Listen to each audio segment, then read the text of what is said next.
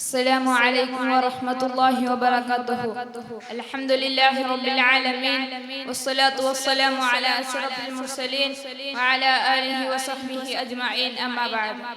ആദരണീയരായ ഉസ്താദുമാരെ, എൻ്റെ പ്രിയപ്പെട്ട കൂട്ടുകാരെ, സന്തോഷമാണ് ഇസ്ലാം എന്നതാണ് എൻ്റെ പ്രതിപാദ്യ വിഷയം.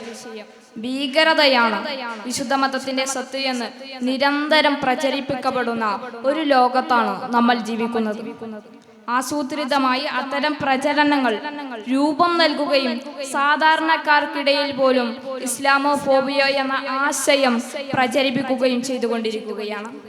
ആനന്ദത്തെയും സന്തോഷത്തെയും ഏറെ ഇഷ്ടപ്പെടുകയും അതിനുവേണ്ടി പ്രവർത്തിക്കാൻ നിരന്തരം ആജ്ഞാപിക്കുകയും ചെയ്യുന്ന ഒരു പ്രത്യയ ശാസ്ത്രത്തെ ആരെങ്കിലും വർഗീകരിക്കുന്നുണ്ടെങ്കിൽ അതിൻ്റെ ഉത്തരവാദിത്വം മതത്തിൻ്റെ ചുമലിൽ വെച്ചുകെട്ടരുത് എന്നതാണ് ആദ്യമേ പറയാനുള്ളത്.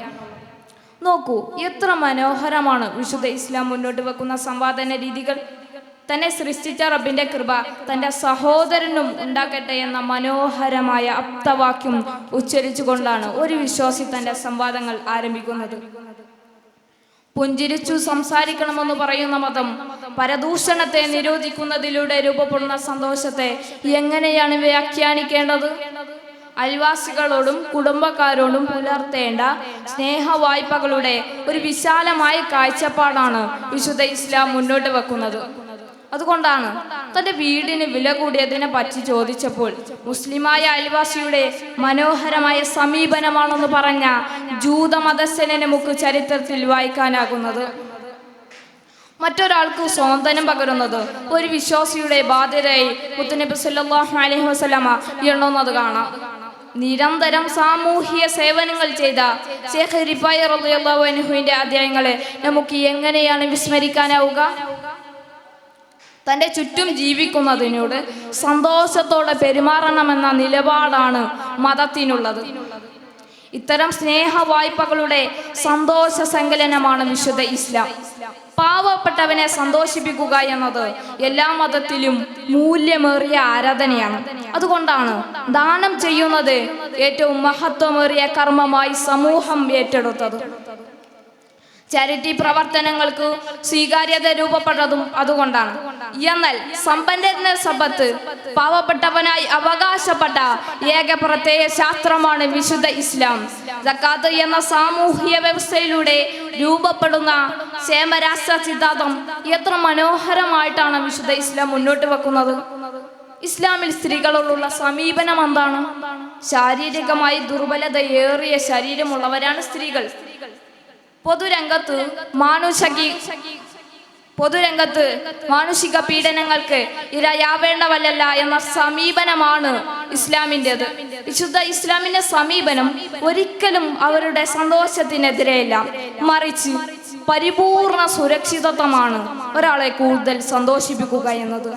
പുരോഗമനത്തിന്റെ വേഷം കെട്ടുന്ന ചിലർ മനസ്സിലാക്കാത്തത് മതത്തിന്റെ പ്രശ്നമല്ല, മറിച്ച് പുരോഗമിക്കാത്ത തലച്ചോറിന്റെ മാറാരോഗമാണത്. ഇസ്ലാമിനെ ഏറ്റവും കൂടുതൽ ഭീകരമായി ചിത്രീകരിക്കുന്നത് യുദ്ധ സമീപനങ്ങളിൽ നിന്നാണ്. എന്നാൽ അനാവശ്യമായ സർവ്വയുദ്ധങ്ങളെയും പരിപൂർണമായി നിരുത്സാഹപ്പെടുത്തിയ ഒരു മതമാണ് ഇസ്ലാം.